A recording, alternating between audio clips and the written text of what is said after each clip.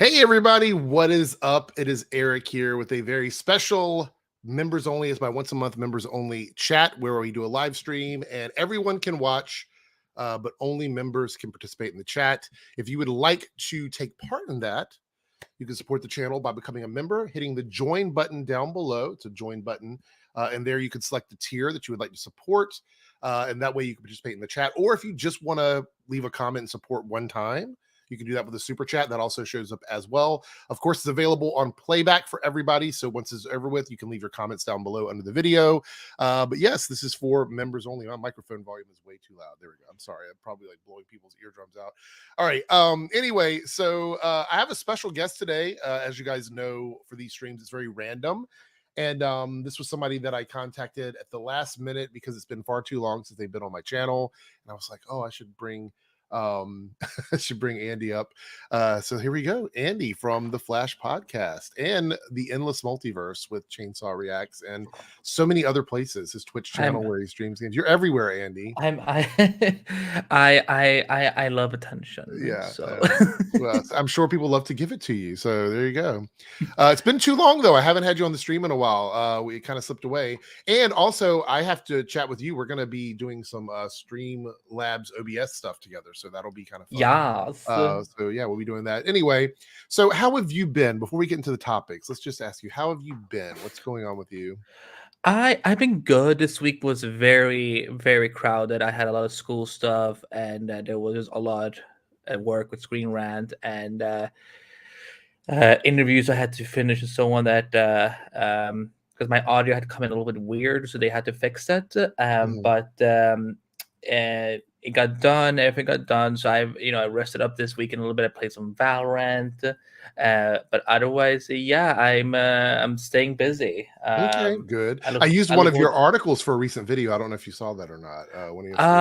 What's it? The CW less than 5 shows now. Oh yeah. Well, thank you for that plug. And yeah, I mean tomorrow they're gonna be like, you know what? We're probably only gonna bring back 1.5 shows. So it's gonna be like we're actually giving shows away. We're not even bringing those back. We're just giving away shows at this point. All right, I want to do some shout outs for some of the people in the chat, some of my Team Eric members. We have multi-topic talk. Dino Dragon, who can't be here, gonna join on playback. So thank you so much. Laura's here, Chosen Vader, Cody, Cal, South Texas Shark, and we have 40 some people watching on an off day for me, which is really good. So thank you guys so much for supporting the stream. All right, so the main topic today, we will be getting to that. That's going to be later because I want to talk about a few small things first. But we do have some Zachary Levi stuff to talk about, which I'm actually shocked that any of this even happened. But the first thing I want to talk about that is to get this out of the way, because I feel like we should I don't know, we should be aware of what's going on around us sometimes. And even though I wasn't familiar with all of her work, it's really sad to see that someone in the community is gone pretty soon. I mean, 45 is not very old for someone to pass away. It's younger than me. Annie Wersching, a 24 in Star Trek actor, dies at 45. And I'm seeing, and you can correct me if I'm wrong, but I believe it was a battle with cancer was what happened with Annie. I believe so too, yeah. Also, Tess from The Last of Us, which is sort of weirdly poetic considering, you know, the show's on now and that, you know, we saw her cast in the, not Annie, but the character cast in the TV show, obviously. But I just want to, you know, give my condolences to everybody from, you know, in her circle and her family and all the people that support her. Because the thing is, I've seen her in so many things, but I just didn't even know that this was going on with her. And a lot of actors, like with Chadwick Boseman and stuff, we don't always know what's happening, you know, behind the curtain with them. And I don't know if this is a public battle, but I was definitely not aware of it. So RIP to Annie, and you know, she'll live on in the hearts and minds of the fans. All right, so now that's out of the way, let's get into some fun drama, because drama is always fun and spicy here. So this one's interesting. Obviously Jeremy Renner, horrific accident, you know, thankfully recovering, and even though it's going to be a hard battle, will continue on you know, with his life and his career. So that's good to hear. But we have something from Jay Leno, which yeah, let's look at this tweet from Jay Leno. So he posted this. I was riding my motorcycle up in Lake Tahoe and I came around the corner and bam, I crashed into Jeremy Renner's snowplow. Now, that was the tweet. And I want to get your take on this and the chat's take. Is it too soon to start joking about this? I feel like it's too soon, honestly, unless you're Jeremy Renner himself or someone that's there with him in person, like just random comedians. I feel like it's too soon for them to start joking about this. But am I just being too, I don't know, weird or? No, I don't think it's weird. I mean, for me, I don't think there's anything to joke about this in general. So I think what Jay did was very inappropriate because, we didn't know for days what was going on.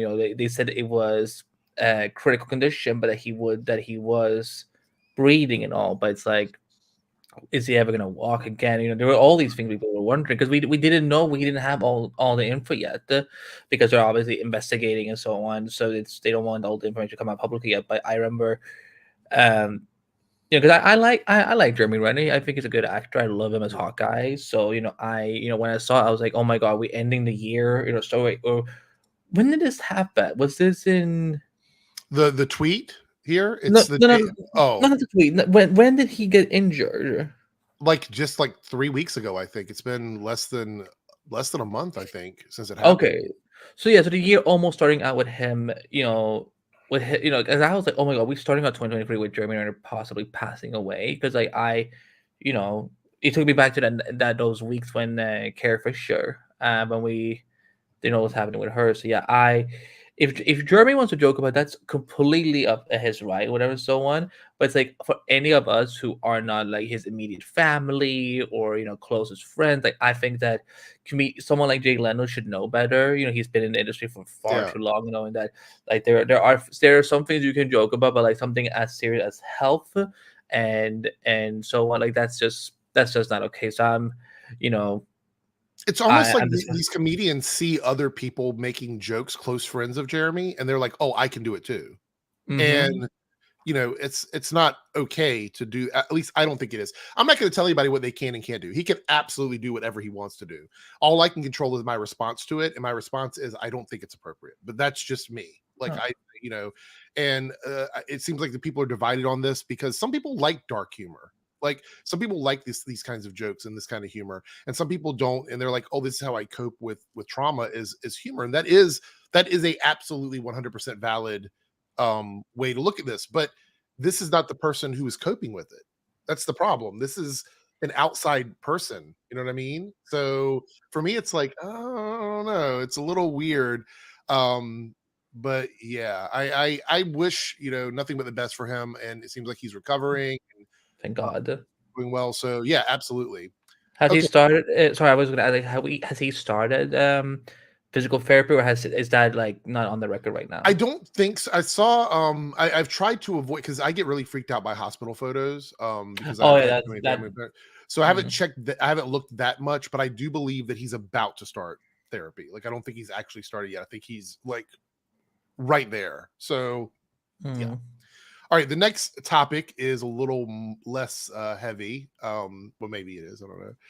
Avatar: The Way of the Water is now the 4th highest grossing film of all time, and it's still in theaters, and it's still making tons of money. It says here, as reported by Variety, Avatar: Way of the Water is now at 2.075 billion globally, and I believe it actually is over that now. And this article was just from yesterday, but I think it's actually. I think it's 2.1 now, like evenly, because it's making like 20 million-ish a day. What do you think about this? Were you a fan? Have you seen the Avatar movie Way of the Water or no? I haven't seen either of them. Okay. But I was thinking about doing a watch when it comes to, because I'm assuming this is coming to. Well, yeah, this would be coming to Disney Plus because this is Disney movie now. I know they're waiting. They're like, "Oh, it'll be coming to Disney Plus soon. We get some more subscribers." Yeah, so. yeah. No, I went to check the numbers. I see is you're right. It's 2.117 billion. So, yeah. I mean, this just goes to show that James Cameron still has an audience, and that the Avatar franchise is still fresh and intact, and something people are excited for. and it's great. People are going back to the theaters again. After all these rough times. I I still think it's a little funny how because the first one came out. When did it come? Was it 2007? When did Avatar 1 come out? I want to say around that time. I'm thinking 2009, but I could be wrong. Oh yeah, It was 2009. 2009. Yeah, it was right. Okay. Yeah, so it's great that a franchise that has only had one movie, but then comes out like almost 12 years later, whatnot. Mhm. That is pretty. That is pretty phenomenal. So I'm hoping that I believe they filmed the third one, and Yeah, I think they said that. Well, not completely, but I believe like all of the actual human filming is done. They're doing like visual effects stuff. Now is what I've read. So yeah, so I expect them to like complete the third one pretty soon, and then because he has is it a 6 picture saga he has? 5, 6 pictures? I think it's 5, but I'd have to be corrected on that. But It's huge. It's huge to see yeah. that it's still going. So I hope. By the way, it'll be to cut you out, but happy anniversary, Lance. Him and his wife are celebrating their anniversary today. So happy anniversary. I know he's Happy here for a little anniversary. bit. Good. And But happy anniversary. it is exciting though to see that something that's been around for so long is flourishing. Now I do know there's controversy about this movie, obviously, because of the indigenous stuff that is involved with different tribes around the world and how it was used in this film. That could be a whole separate video by itself. I might cover that over on Twitch one day. But yeah, it's one of those things where it's just a magical movie. I think the franchise. Now we'll have to see what happens as they start adding more things to it. Like I'm pretty sure cartoon's going to be on the way at some point. I'm pretty sure other things are going to be coming. And we'll see if it still feels the same, a few years from now, because I think a lot of the success of this was that big gap in time and the build up for it. So having the third movie is going to be interesting to see how the third movie performs. Because How that'll be long we have to wait? yeah. So, but yeah, not too shocking there. All right, a couple of things I have bookmarked here on Twitter. We're almost at the main story, but I wanted to talk about this one. This one is one where I saved this specifically for you because I think it's a really interesting tweet. Because Is it Mbako? No. I disagree with the tweet, but that doesn't mean that I'm mad about it. So that's the thing. Like, right here it says, the only DCU actor to escape any major controversy. And it made me laugh because he didn't really escape controversy. Ray Fisher's been very controversial. Not for any reason. Like, I know that the controversy was sort of him talking about what he was dealing with, but it was still controversial. And so when they tweeted this, I was like, is this satire or is this real? Because Ray Fisher, almost everything that has happened since Justice League came out in regards to him and Warner Brothers has been controversy. So I thought it was an ironic tweet. But my question to you is, do you think there's any possibility for him to return even after his tweets with James Gunn? Do you think it's pretty much one and done? Or like, how do you feel about that? Because I feel like he might have like sealed the deal with James, like never hiring him after that tweet, regardless of whether or not he was right or wrong. I just yeah, because I wanted to just disclose this before I even like say my full opinion, is that I as a fellow man of color, I understand that coming up to the world about trauma that you've gone through, so it is not easy. And I think some of this was good that it came to the public, but I think some of these things could have also been behind closed doors, dealing with their lawyers and stuff like that. I don't think that tweet to James it didn't make him look good. I think that it should be like they should have DM'd each other, be like, hey man, why did you delete that? And then we found out that it was because James has like, I don't know what feature he's using to all delete his tweets, but it's like, I know it can be done. But I wish that after James said something to Ray could have maybe like because since he started this publicly, I felt they could have at least tried to finish it publicly. Like, okay, man, I'm sorry. Let's move on and so on. Or for all we know, maybe they had a private chat or That's what I was something. gonna say. What if it was handled behind the scenes? Like, what if this was something that Yeah, was handled behind the scenes? And I if it, agree. but the problem is, I think it would look really good for both James and Ray if that were more a public thing than a private thing, because Yeah. then Well, you say, hey, we've talked. You guys don't need to know what we talked about, but we're good with each other, and yeah, they both posted together. yeah, But with that said, I think even if Ray and James are good with each other, I think Warner Brothers are going to put their foot down of saying, no, we do not want to work with him. We can't trust him. He's not going to follow NDA. He's not going to do this. Because even if, like, let's say James was like, yeah, I want him to be back as my Cyborg. I want him to play Cyborg in my DCU. There's still Pam Abdi and Michael DeLuca, the new bosses of Warner Brothers Pictures Group at Warner Brothers Discovery. And there's also David Zaslav. And that they can also have final say of like, hey, we don't want to work with him. Like right. James, we're glad that you're happy with him, but like we can't financially work with him. So I think that's the situation. Again, I think Ray Fisher is a phenomenal actor. He's a great I mean, look, he's working. He's got stuff going on. He's gonna be he has fine. a good movie. It's gonna be fine. And then here's the thing: like sometimes, sadly, some things are not meant to be. And it's and like again, his performance at Cyborg is absolutely phenomenal. I think he's like one of the breakout stars of the Snyder Cut. I love, it's very. Like I still remember the night when I got the screener and I watched it, and like the scene where he takes out, gives the lonely mother money. I sobbed for about 15 minutes, and like because it was so beautiful. Because sometimes the biggest heroic gestures can just be hacking up ATM.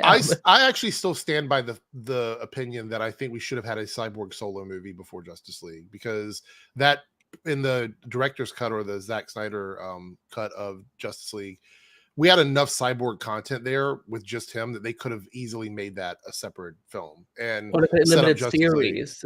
Yeah, there was so much there.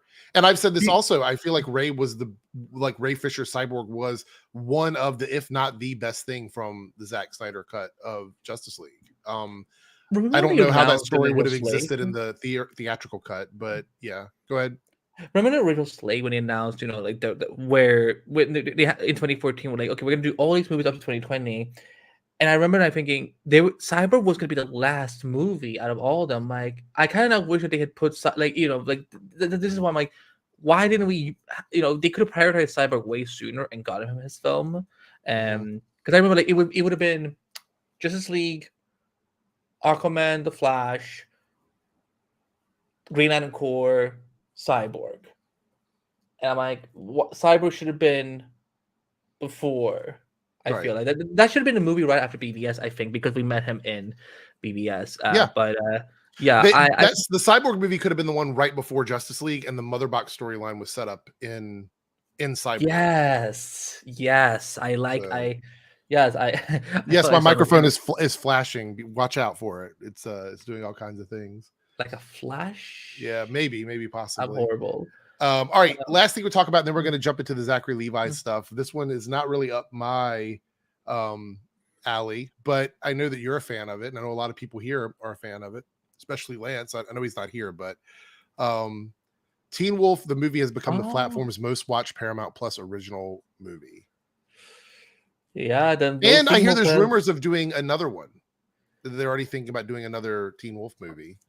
So it's the first I'm hearing of it, and I'm not saying this to lie to like I don't have a lot of sources. Well, we got this covered, said it. So I mean, it's obviously real. I did not know that was where you were building to. Yeah. But have you've seen the movie? Obviously, what do you think of it? What do you think of it? I never had any expectations of like, because I never knew I wanted like a Teen Wolf reunion so soon, because it only ended like 5 years ago.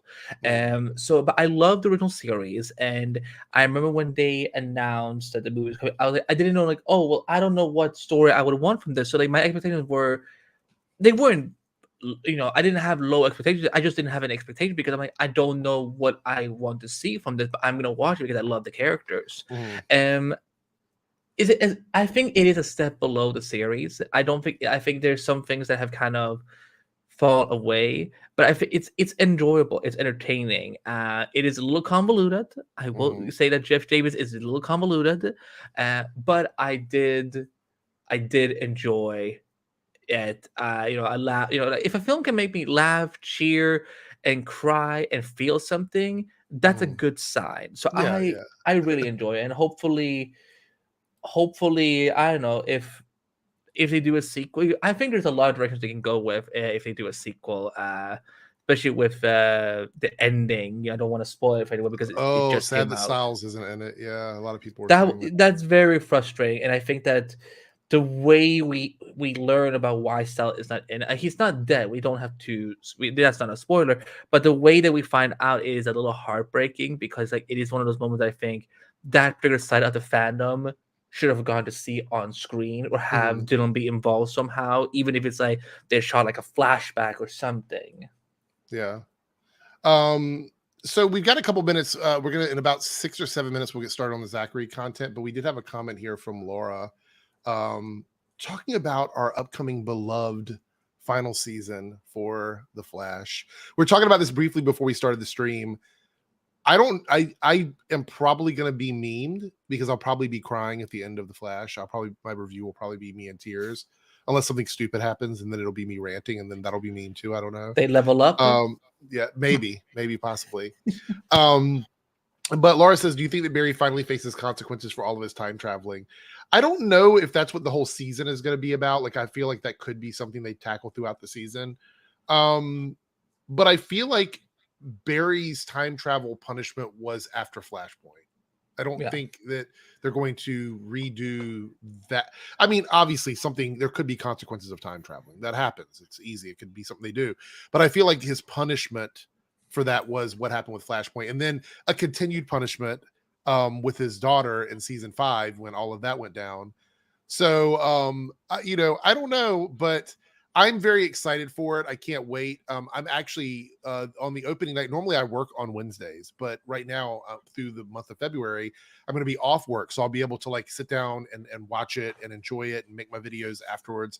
So the beginning of the season is going to be very strong, I think, for me personally, because I'll be able to actually work on my content because I hate doing it the next day. That's the one thing. We'll completely switch gears for a second. When I do my reviews, the reason why, because I used to do car reviews. Are you familiar with my car reviews where I would talk about I've seen some of them. Okay. Yeah. So people always ask, why did I do car reviews? Well, the reason is that The Flash would come on at 8. I would have to be at work at 10.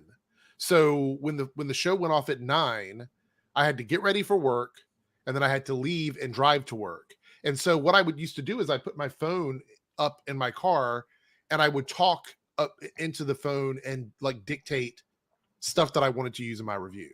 So like I'd be talking, I'll say, and this is what I thought about Barry, blah, blah, blah, whatever. And then when I got home from work, I would take that video and I would write down like everything that I remembered so I didn't forget anything. And then one day I was like, I don't feel like doing that. So then I just recorded my thoughts into like a video, and that became my car review for The Flash, which I thought was very fun. Paige always said he thought it was an accident waiting to happen. Maybe it was. Maybe there was an accident waiting to happen. I don't know. But this year I'll be able to start out with actual reviews because I'll be able to make them and upload them on a Wednesday, which is going to be quite different for me. And it's going to be weird because other than Superman and Lois and The Flash, I don't really weekly review anything. And since we don't know what James Gunn is going to do moving forward, I'm not sure what my schedule is going to be like, because people always ask, what are you going to do, when these shows are gone? First of all, we don't know if Superman and Lois is gone. We don't know that. I mean, I know it doesn't look good, but we don't know that yet. They could move it to another platform. They could keep it on the CW. There's a lot of things that can happen with Superman and Lois. I don't want it to end. Everybody's like, you make the videos talking about it ending. I'm like, I don't want it to end, but I have to face the fact that there's a high probability that it may not be coming back. And the unfortunate thing is, even if you knew something, you couldn't tell us. So it's like, you're in the streams and I'm like, Andy already knows, but he can't say anything. So it's one of those like torturous things, and I hate that you have to do that. I can. Well, I can. Here's what I can say, because I have definitely asked around. Like I've had a conversation with various people, and it has made me feel some kind of way. And I will leave it at that. I like them. There must be a way. Maybe you can do your Gotham Knights reviews as card reviews. I could. Like even if you're off, it's Shades on React. What's up? Yeah, I don't. If you got your Pokeball out, you might want to grab it now while he's here before he heads away. Yeah. I well, where was I going with this? Yeah, you should do About car Gotham reviews like Knights? Gotham Knight. Yeah, exactly. You can do even though you're now at home, you can still go down to the car and I could sit in the car, like not drive, just sit in the car and film my reviews. That would be funny, actually. Yeah, as long as we can hear and see you, like that's what's important. Like, I think that and also as long as you don't get in a car accident. Of course. So but it's like, you know what I used to do with my reviews is I used to go through, and as I was watching something, I would either screen cap things from the trailer or use the promo images, because those were all fair use to use, in your videos. And so I would do that, and I would take all this time like going through and placing the exact right moment. And then several people told me, they're like, well, a lot of times we're not watching the screen when you're reviewing. We're playing a game and your video is just on in the background. And I thought, so why am I wasting time doing all of this? Why? So when I did the car reviews, it was really easy because there's like no editing with that. That's just, I'm recording it into my phone and then I'm uploading it and making a thumbnail for it. So it's one of those things where it was allowing me to be lazier than I wanted to be, because it was just the nature of the reviews. I don't know. Maybe I'll bring car review back. Maybe that'll be something I'll do for Gotham Knights. Before we talk about Zachary Levi, which is coming right up, I want to ask you your thoughts on Gotham Knights. What are you thinking in terms of like the show? Are you excited for Gotham Knights? Are you optimistic about Gotham Knights? What are your thoughts on Gotham Knights? If Chainsaw is still here, I mean, this is where he and I are probably disagree a little bit, because we had an interesting discussion about it on Endless Multiverse, I think 2 weeks ago. So here's the thing. I don't think it looks like the worst thing in the world. It does look very CW. I agree with that. But I do like some of the people who are involved creatively with the show, so I do want to give that a shot, just because listen, I'm a DC. Look behind me, like pretty much everything up here. It's like DC stuff. Like I'm a DC kid, so for me, like I at least want to give it a shot and see how it is, because even though I don't expect Andy Marvel hater confirmed. Is that what they say? I mean, I am the energy of the Marvel report, so like maybe I'm like, maybe I like both, but for me, I want to give it a shot, because we don't know how long this will go, and like if it is a limited event series, yeah, watch them be like, tune in for a limited event series, Gotham Knights on the CW. Really, oh, it's really if they advertised it that way, oh my gosh. So let me say this though: is if they do end up making it a quote unquote limited series, please end it properly. Like, don't end it on a cliffhanger for us fans. I would rather be able to go back and watch it from start to end without worrying about what could have been. Because I think they're filming it right now. So yeah. And I guess, it makes me think about Naomi, how that show ended right when it hit like its big thing, like right at the end of the season. It set so much stuff up, and then that was it.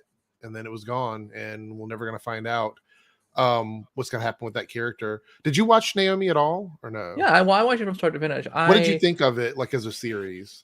It's watchable. It's good, but it's definitely a watered down version of the comic, right? Because the Naomi comic, which is an amazing, like the first volume is such an easy read for anyone like who wants to get into it.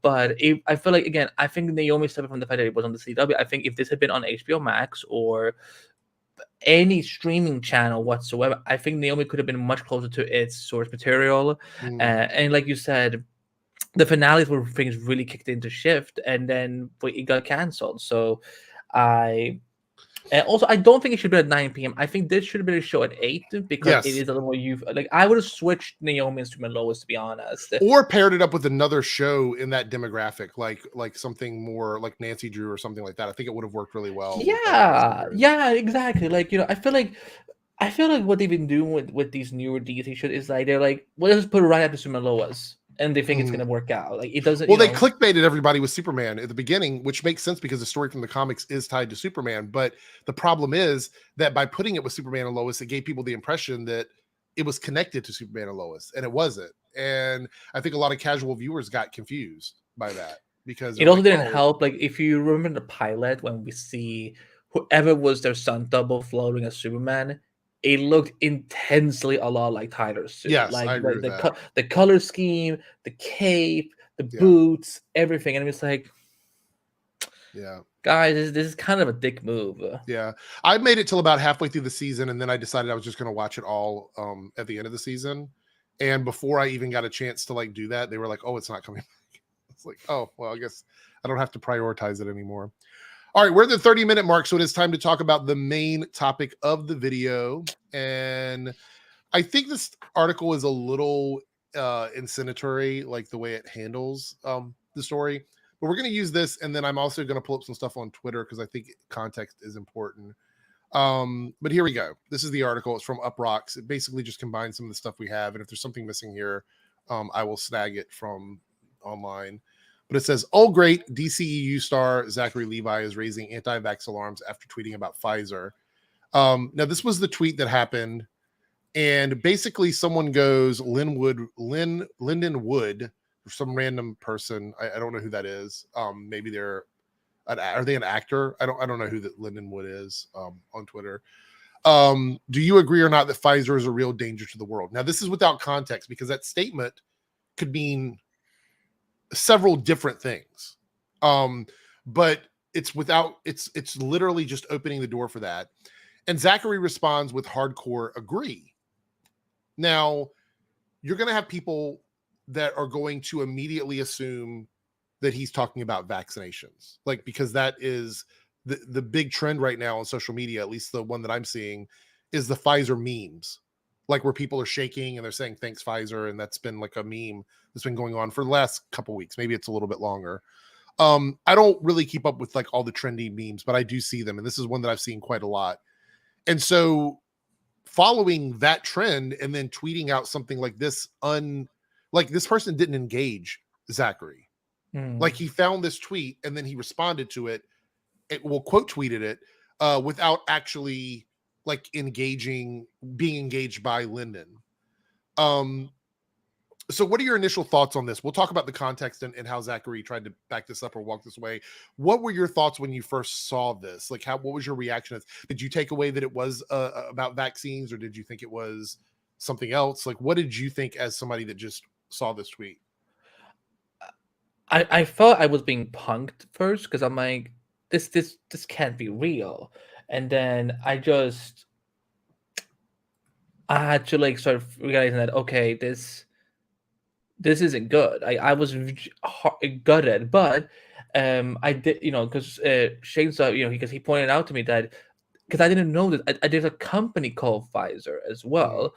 So I wonder if that's what they're talking about. But at the same time, like, if that's what he was talking about, then Zachary could have come out now and said, I meant the company, not the vaccine. I have nothing against the vaccine. Because I've never heard Zachary bring up that he's against the vaccination whatsoever. Right. So I'm hoping for, because I love Chuck. Chuck was like one of the shows that helped define my teenage years when, nerd stuff wasn't cool yet, mm-hmm. And like, so I've always loved Zachary. I know but now today I saw a lot of problematic things about him, and like I was heartbroken because I'm like, I looked up to this dude, and now like, there's been some allegations, there's been some controversy about him and comments on the trans community, and now I've got that clip. We'll watch that clip before we get done here. Okay. Are we allowed to watch it here? Yeah. Okay, cool. Yeah. But yeah, it was very disappointing, and I think that this is definitely not what you want to do right before your new big movie is coming, because you said it yourself. You can look at the tweet. Lyndon? Sorry, I didn't have my glasses. Lyndon didn't tag anyone. Zachary just boop boop. Yeah. Which is why it bothered me so much. Now, before we look at the stuff from the Joe Rogan podcast, I am going to look at it here. I know it may make this video like lock this video a little bit, but I feel like it's important to cover all of that in this one video, because to break it up would be a little bit difficult to go over the severity of what we're looking at here. So one of the things we had was he tweeted out that he was like, oh, here's just one example of what I'm talking about. That was his response to this, which was shared here. I want to make sure I'm covering all my bases here. I don't want anybody to think that I'm Did I make anything Is up? it going to be text involved? Okay, let me get my glasses. Okay. Andy's getting old, y'all. I'm turning 30 this year. Oh no. Anyway, so we're not going to read the article because the article is a bit lengthy. But I will sort of give a truncated story about that because I read the article earlier. But he goes, this is just one example of what I'm referring to. And he links to an article on justice.gov, which is like, I'm going to pull it down now so we can pull up the article. But he goes that, and then this is what he links to. And don't even try to read this, Andy, because it's going to be too tiny for you or anybody else, I think. Okay. But I'm going to blow it up because I want to show the date. Yeah. So here's the thing. He links to this article, and I'm thinking, oh, it must be like a recent article about something that's happened with Pfizer. This is from 2009. What the hell? So he's linking to an article from over a decade ago, which, by the way, I do think it's fair to say this is a concern. I mean, you can say I saw this article and it made me concerned about it, but this is a really old article. And there's been a lot of other stuff that Pfizer's been involved in since this article came out. But the weird thing is, he hasn't said anything else since he tweeted this out. Like he said, this is just one example. He didn't go, here's another. There were no other. This was the only one. And then he went really quiet. I wonder if his PR person got a hold of him and was like, shut it down now. No more comments about this. No more talking about this. Because it's one thing to try, because the problem is, again, everybody immediately goes to vaccines because that is the trending thing with Pfizer. So if you're going to use something against Pfizer, and trust me, big pharma is problematic. There are so many problems with big pharmacies. Why do you have to go back over a decade and go, this is an example? Like, give me something recent, because if you're not giving me something recent, then I'm going to assume you're talking about vaccines, because otherwise, what else are you discussing? And I'm not talking about whether or not that's actually what he intended, because here's the thing. I don't want to like assume what he intended, but I'm talking about what the public perceives, how the public sees it, because at the end of the day, context doesn't always matter. For example, if I said something in one of my streams and it was taken out of context, a vast majority of the people that see that are never going to see the context. They're only going to see that one thing. Even if I correct it, even if I come out and make a statement about it, even if I share the video, I've seen it happen. It's happened to me with a lot of the community here with the Flash community, especially with a lot of the West Island community. They just assume one thing about me. And then even when I'm like, okay, well, this, it doesn't matter. So it's all about perception. It's how the public sees what you're doing. So my issue with this, before we look at this clip, is why now? You've got a movie coming out, and this movie has a lot riding on it. Why would you pick now to engage in this without being engaged yourself? Like to interact with this person randomly. Why did he do it? What was the reason for this? It just randomly happened in the middle of the day. And I'm kind of shocked. I don't know even where to go from. Andy, tell me what you're thinking here. What is going on in your head with this? Like with this whole thing? Yeah, it's I'm having a lot of similar thought. It's like, why? Like in my mind, I was almost hoping like, oh, what if he just got hacked? Like, what if this wasn't him? Like, I'm trying to, and like I'm trying to, I don't want to give him too much of the benefit of the doubt, so because he has had a lot of problematic stuff, but like I was just like, this just feels so beyond bizarre to me, because what, again, he wasn't tagged in it, and then he's linking to something from 2009. I feel like it's almost like he, like he got a little tipsy and he was just starting to like mess around. He's like, let me just Google something, and then he didn't look at the date that is like, oh, it's from 2009. Right. So it's like, this screams very bizarre to me, and I hope that his PR team are really getting down on him and saying that, like, dude, you can't just go and do stuff like this. So Nathan, I would assume it is him, because otherwise they would have been a statement made by Warner Brothers or something, because this is very controversial. And I know he probably didn't necessarily think it would be, but I don't know how. I mean, maybe he's not reading the room. I'm not totally sure. Okay, so now the next thing we're going to watch is a clip. And I'm not sure what this means for the video on playback. I hope that it's available for everybody. The reason why I saved this for the end is because it'll be easier to take out if they tell me that I can't use it. but we're gonna watch a very brief clip from the Joe Rogan podcast. Let me share the screen again here from Uprocks. So he goes here. This was shared by let me see if this is it still. I guess we can read that there. Wolf goes, while everyone is dragging Zachary Levi for this, don't forget he was just one Rogan show admiring a transphobe and didn't say a word when Rogan misgendered Elliot Page. He's scum. So I wasn't familiar with this because I don't watch Joe Rogan. It's not a podcast that I listen to. So I mean, I guess I should be more aware about what's going on, especially when it comes to someone like Joe. But then I feel like I'm supporting, someone that I don't really care like listening to or whatever. Anyway, it's not your job having to keep up with every single person in entertainment. Yeah. So I understand that. Like, I didn't know this even. I know Joe Rogan is, but I'm like, I would never get someone like Zachary Levi and Joe Rogan would even be in each other's vicinity. So yeah, that was kind of shocking to me. Like, what was he doing on the show? I wonder when was the show recorded? Let me see something. Let's see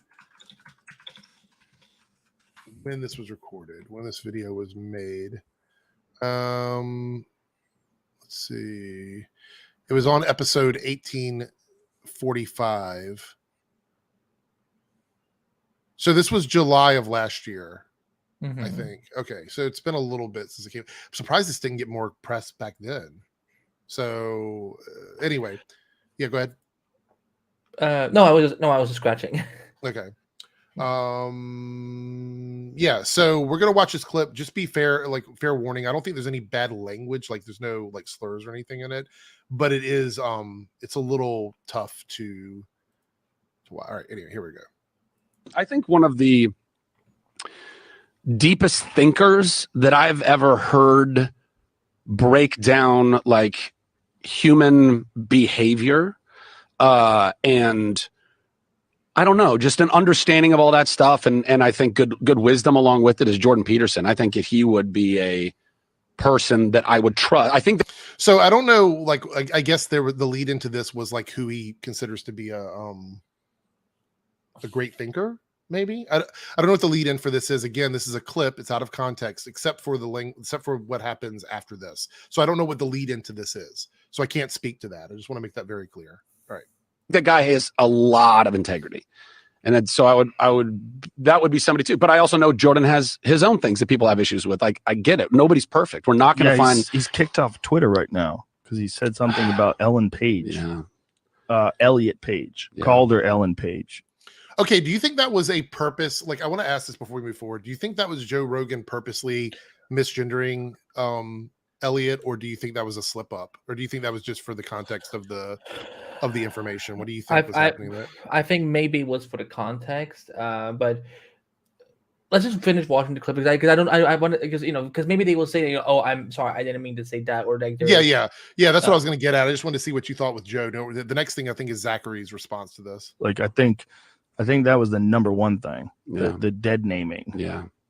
And it's sad, man, because again, like there's a lot of fear and pain and all that, all the sides of all that too. My friend Brian Simpson had a very good thing to say about that. He was like, I come to you for like heavy duty intellectual shit. He goes, not for this. Yeah, true. Yeah, it's like, this is not totally. Yeah, this is like, Jordan, don't. About. Yeah. You don't need to get into all that. I mean, look, it's his life, it's his Twitter, or was his Twitter anyway. But that thing is like, that transgender thing riles people up, man. Yeah, that is one of the ones that riles people up. Like, everybody's in favor of everybody doing whatever they want to do as long as it doesn't hurt anybody until it gets to gender, and then people start getting weird. They start thinking it's a mistake. They start thinking, why are you doing that? They start thinking all kinds of things. Okay, that's pretty much the clip that was shared. So it just doesn't look very good for Zachary here. This is a very bad clip. And I get why this was shared. I get it. I totally understand. So I don't think there was any other context needed outside of Zachary's response to Joe Rogan there. I think that was all contained in that conversation. I don't know what led into that. I'm assuming it was the stuff about Jordan Peterson or free thinking or whatever. I'm not going to watch the whole podcast for that because I think that's just too. I can't even bring myself to do that. But the problem is, this is worst case scenario for DC right before the release of this movie, because there are so many problematic things going on right now. And, you know, Zachary's got one foot in the Pfizer stuff, and then he's got another foot in the anti-trans stuff. So this is not where they want to be as a company going into this film. Especially with someone who I think a lot of people, even myself, I guess I didn't know enough about him. I thought Zachary Levi was a pretty just laid back guy, but I'm seeing all these things now, and this isn't the only one. I've seen other articles where he said like problematic stuff as well. I mean, is there no PR person helping him out here? Because I feel like that's the one thing in Hollywood is that even if you have like outrageous ideas, you have a PR person that's supposed to like make sure that stuff doesn't just come out. You know, not that it makes him a better person, because obviously what happened is what happened, but from the standpoint of a business, it seems problematic to have that kind of like, you know, I don't want to say like free will, because that feels like I'm saying that, you know, they should censor him. But when you're under contract for a company, there's certain things that you're not supposed to do. Yeah. And I feel like this is one of those moral clauses. Like maybe he shouldn't be, because your values as an actor for a company you're working for have to align with that company. And if they don't, then you're not with that company anymore. That's just the way it works in Hollywood. Yeah, look at Gina Carano. You know, she caused all that drama and all those insensitive behavior. And you know, like I agree that I feel that, you know, for example, Eric is absolutely right. Like in a lot of contracts there are these clauses. For example, like in Tom Holland I think he was on a talk show talking to, maybe it was Seth Meyers or something. Chad, if you know what I'm talking about, correct me. I'm perfectly fine with being corrected here. But he was talking about like how now that his Spider-Man contract was up, he was allowed to do certain physical stuff again. Because if you get hurt as an actor, if you're the lead in a movie, then the movie stops. Like, yes, the movie could still start filming, you know, without you do all the stuff that is not required with you. But at the same time, your value or your well-being, if that gets compromised, it will compromise the larger production of something. Right. So, and I think that's exactly accurate when it comes to, you know, being involved with like if you're an actor, sign with a company. Here's the thing: I'm not, you know, everyone can have their own opinions, but when you're an employee of a company, you have to check yourself, like, because your one tweet, like, or like, for example, let's say there was something far worse he did. I mean, this is really, really bad. I'm not trying to undersell it whatsoever, but let's say, I'm trying to remember I'm trying not to use words that will get Eric in trouble with YouTube. So, okay, but let's say he did something far more criminal that could involve the well-being of another human being. Right. Okay. I'm really self-editing myself now. That's really bad, because that will be on local news. That will be in. You can do the TikTok trick. Maybe he's involved in something that unalives another person. You could say something like that. Like that would be like TikTok use word. You can say TikTok thing? You can say unalive, and that doesn't get censored. Yes. Okay. What if he unalived someone? Right. That could cost the movie like its entire audience, because no one's gonna go see someone who unalived someone. Right. Because that will be in newspapers, that will be in trades, that will be on websites, that will be on the local news, that will be on TV, like that. You know, so it's again I think that Zachary, you know, again, he's not going to lose the movie. The movie is still going to come out. Like it's done. Yeah, absolutely, 100%. I don't think it's too deep. The movie's coming out. There's nothing can be done here at this point. I do want to. I've got a couple comments I want to pull up here. And this is one from Nathan Bell. I want to address this. I think it would be better for Zach to a public apology and maybe stay off social media for a while until the film comes out. So the tweets that you see up here from this article are kind of addressing that with like being a PR person and sort of taking a little bit of light out of the situation. But I would not be surprised if we get one of those black pages with white text posted up in an Instagram story with him apologizing for being insensitive or something. Yeah. And then him not saying anything until the movie comes out. I would not be surprised if that is the next step in all of this. Because I feel like that's the way to go. Now, here's another one. The Flash here goes, Eric, how's the PR person going to stop someone from using his Twitter account? Because most PR people have access to the actor's Twitter's account. It's part of the contract. Yep. Like if I'm an actor and I'm signed to an agency, and I would be actually shocked if there's any agency in Hollywood that would allow an actor to be signed without a PR person being able to get into their Twitter. Like it's almost unheard of with big name actors. Most like anybody that's the lead actor in a movie has a public relations person that has access to their Twitter account. 100%. Yeah. 100%. So if he would have posted that and his PR person saw that, they could have addressed it and taken it down. So my only issue here is either it was too late because it's on a Sunday. His PR person is probably out on a Sunday enjoying the afternoon, not keeping up with any of this. So yeah, it is what it is. Did you see any comment you wanted to address? I saw you looking at the chat a little bit. There was, hold on, let me scroll up a little bit. Can we bring up Amethyst's comment from 7:21 p.m.? Yep, right here. Yeah, this one. It feels like since we're doing somewhat a reboot on things, they don't care on the ones that they may not use in the future. For us, it gives them reason to write them up. Opinions don't matter. She's not wrong. That could easily be what they're doing, but at the same time, it also looks bad.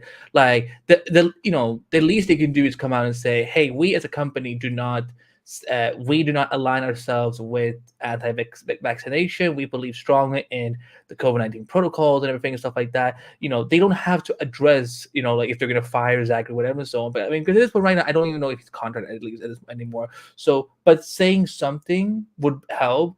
But I think Amethyst is hitting it right on the nose. They're probably like, well, we're not going to, this movie is a one and done for us. Well, what's funny is he came out and talked about how everything was good moving forward, but this is definitely a deal breaker. I don't think the company will move. And it's really interesting because Ezra can do anything. And they're like, we're not going to get rid of Ezra, but, Zachary, I can tell you right now, if they let Zachary go over this, but still have kept Ezra around, the world is going to be like, what is going on? What is Ezra keeping open? What are they keeping on WB? But the thing is, I think that I've said this about the whole Ezra message before, is that I think because most actors with Warner Bros. That I've been told about, they usually sign a free picture deal, and in Ezra's case, they've done Batman, Superman, Justice League, and The Flash. And as I said on this multiples before, Suicide Squad and the first one. It's damn it, James, you could have named your sequel something else, not the Suicide Squad. Suicide Squad and Peacemaker are two cabinets that are separate outside of their. They were probably separate contract for both of those, I'm guessing. 100%, yeah. So I think what's gonna happen is that the movie comes out, it does its box office. I'm sure you will hear after party talk about it, also in the talk about it, so on. And then we're probably going to hear somewhere along the line of that this has now completed Ezra's free picture deal with us here at Warner Discovery, and we are at this time we're not. I'm trying to figure out what the lingo is that they usually, because they always talk in a different language. Yes, but they've got lawyers that do all that. Yeah. We are at this time. If Ezra Miller is not employed under Warner Bros. Discovery, right now there are no foreseeable plans to renegotiate or renew or extend said previous deal. Yeah, I just think a lot of people on Twitter were arguing, I guess, a little bit about the severity of what happened.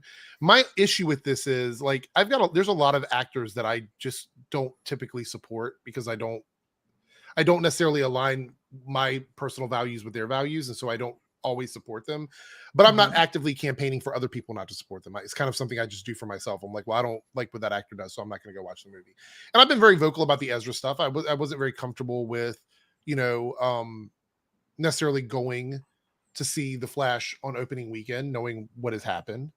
But we're in a unique position because of what we do. I don't really have much of a choice. I feel like I would be. It would be what's the word I'm looking for? It would be negligent of me as somebody content creating to not at least give people my thoughts and opinions on the movie. So I feel like I have to go and see it on, the opening weekend, just because I've always done it. The only movie I didn't see opening weekend was Morbius, and that was just because I didn't think it was going to be very good. So I was like, I'm not going to go see it anyway. So I'm going to go see that movie. So I feel that a lot of people make those decisions. My issue here with the Zachary Levi stuff is it couldn't have come at a worse time for them. Like, I feel like had this been something he said 2 weeks after the movie was out, people would be like, oh, okay, whatever. I mean, it would still be a problem, but the studio wouldn't have to deal with it as much. Now they have to do damage control, and the movie is right around the corner. Less than 2 months away. Yeah. So I it's such a weird thing to me. I would love to know what was going on in his head while he was on his phone, where he's like, Pfizer's a problem to the world. Okay. No context. Hardcore agree. Send. What was going through his head when he did that? Yeah. Because the thing was, he didn't include any of those, like, oh, this is an example under that tweet. It's just a reckless thing to do as an actor because you're representing a brand. I've always said, like, what we do here, this is my brand. I am my brand. So whatever I do, whether I'm sitting here behind the computer or I'm out doing it in public, it affects what I do here. Which is why a lot of vloggers get in so much trouble, because their brand is who they are. That's why you hear about everything they're doing. Like, every fight they get into, every club they go into and treat waiters like shit. Like you hear about that because that is your brand. Zachary Levi is not only his brand, he's also Shazam. He's also representing DC. He's also representing Warner Brothers. It's I don't know if I could deal with that. You know what I mean? I don't know if I could put up with that every single day, because you do have to think about everything you do. And I just feel like this is one of those times where I don't know what was going through his mind when he tweeted that out. I really wish I knew, what was going on. But that is where we're going to sort of give the 5-minute warning. We're coming up on the end of the hour. The last thing I want to talk about is something to take us out of the dark time. Let's try and get out of the dark times here. With something that might be a good thing from Shazam, for representation, and that is Pedro from Shazam. Did you see this post here? I guess it's the I did see that. What is your take on? Well, first let me read it to everyone here. Mm-hmm. Mild-mannered teenager Pedro Pena has long struggled with self-confidence, even within his Shazam family, but his recent ability to transform into a superpowered superhero, along with a newfound interest in baseball, is slowly allowing him to show himself in the world who he really is, which is alluding to him being either gay or bisexual. I'm not sure which direction they're going to go with the character. We don't really know, because I don't think anything's been 100% confirmed yet. I saw a lot of people reacting to this, saying that this is the bare minimum of representation. How do you feel about this? I mean, here's the thing. The description is, I don't think until we see the movie, we won't know, because for all we know, maybe he has a boyfriend in the movie. Maybe he see him kissing or having intimacy or something. I think that it's too soon. Now that is a problem. I will say that is a problem. I know we're about to wrap up the show, so maybe I shouldn't say anything. No, go ahead. We'll finish the story and then we're gonna wrap things up. Okay. So go ahead. So this is another. Okay, so Pedro is a Hispanic character. Mm-hmm. This man right here is not. Oh, he's not. He is. From what I understand, I want to get this right, because I know that he has partial Italian ancestry. Okay. But Pedro, the actor who plays Pedro, is over here. He's Mexican. Okay. So they had someone. They not only changed their appearance, but they changed where they're from and who they are as a person, I guess. Shazam, I guess. I didn't realize that. I haven't even seen that posted online. Is that something that people are talking about or no? There's been some people who talked about it. And I've tried to investigate it myself to be like, are we sure the DJ Controller, maybe, there's just not things we know about their ethnicity, but like, this isn't unheard of in Hollywood, where they will cast ethnically ambiguous looking people. Yeah. And, I have to see with my culture a lot too. So it's interesting. I didn't know that. So that's quite interesting. I'm actually surprised it's not more of a big deal. Also, I will say this, no offense, but this is like Hollywood, like beautiful man. Like that's really what this what this is giving. I don't know this actor very well. Like I don't know anything else that he's been in really. But this looks like they saw the headshot and they're like, he's hired. We're gonna Yeah, I mean this was almost gonna be our Superman. like he's so point. Pretty. Oh, because of the Justice League Mortal. Yeah, it was gonna be Superman in Justice League Mortal, and you know, and I thought like, oh my god, because I thought he was Latino or Hispanic or something. So I'm like, oh my god, that would have been the first time a Hispanic had played Superman, but no, they just. You want to change your ethnicity? Just say Shazam, and there you go. You can be whatever you want. I guess I don't know. CG's Cobb. Yeah, CW's jealous they didn't do it. I want to see him in whatever. I saw him in like it was on the plane to Comic-Con at one point, but I saw him in like in G.I. Joe Retaliation or whatever. He didn't really stick. I mean, you know, he's pretty, but like he's not like he didn't really stand out to me as an actor. So I'm like, even like in Shazam, like he doesn't do much. He just lifts things. Right. Well, that's what I mean. Is they probably knew that there wasn't going to be a lot of quote unquote acting involved with the character, and they saw the headshot and they're like, yeah, this guy right here. Oh yeah, yes, that's what I'm saying. Like, definitely attractive man. Like when you think, like, if you watch a lot of like Hollywood movies where you have background actors in like nightclub scenes or whatever, they fit a certain mold. They all look a certain way typically, and this is how Hollywood casts people quite often, unfortunately. I think they're trying to change it a little bit. We're seeing a little bit of that changing and shifting, but it seems like every once in a while we go back to our old like idea of what like the beauty standards are in Hollywood. So, but look, the thing is, it's Sunday. We have a whole week ahead of us. I don't know what's going to happen with this stuff with Zachary Levi. I'm going to be streaming tomorrow on Twitch, and if something else happens, I will follow up over there. But I just wanted to sort of jump on the story like now while it's still fresh so we can get our first initial reactions to it.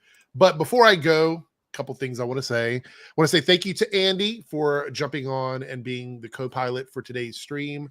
Thank you so much. And you can check Andy out. I'm going to link his stuff in the video afterwards. So if you're watching this on playback, you'll be able to click on his channel. And also you can check him out on Twitch. His Twitch where he plays games and stuff like that. Anything else you want to plug, Andy, before we go? No, just they can find me Flash Podcast, Screen Rant, Endless Multiverse. It's a question like, when am I not busy? Like there's always things coming out. So but I'm always nervous to even hit you up. I'm like, he's always doing stuff. I don't know when he's no, listen, you can always hit me up and try, you know, like, and I'm always flattered when people ask me to come on. So and you know, it's because it's a weekend I had times off. So it's all good. Yeah, I'm glad you guys liked the stream. Thank you so much for being Team Eric members. And that's what the next thing I'm going to say here is I want to thank everybody here in the stream who has been supporting for so long. I appreciate you guys so much. You keep the lights running. This light right here literally came from Team Eric member support. So thank you guys so much. Thank you. If you did not get to see the whole stream, it'll be available on playback almost instantly. I think I'm just going to leave this one up to go so you can watch it there. And leave a comment down below. We had like almost 100 people in today on a Sunday afternoon. Thank you guys so much for supporting. Even if you couldn't chat, it means a lot. Definitely hit this video up afterwards, give us a like, and leave a comment down below on any of these topics. It's going to be interesting to see what YouTube does with this video because there were some things in it that I wouldn't normally do. So it's an experiment to see what's going to happen. So there we go. Anyway, I'll catch you guys tomorrow on twitch.tv/Eric's Reloaded. It's up here, and I'll put it in the description box as well. And that's pretty much it. Thank you guys again for hanging out, and thank you, Andy, for joining me. See you later.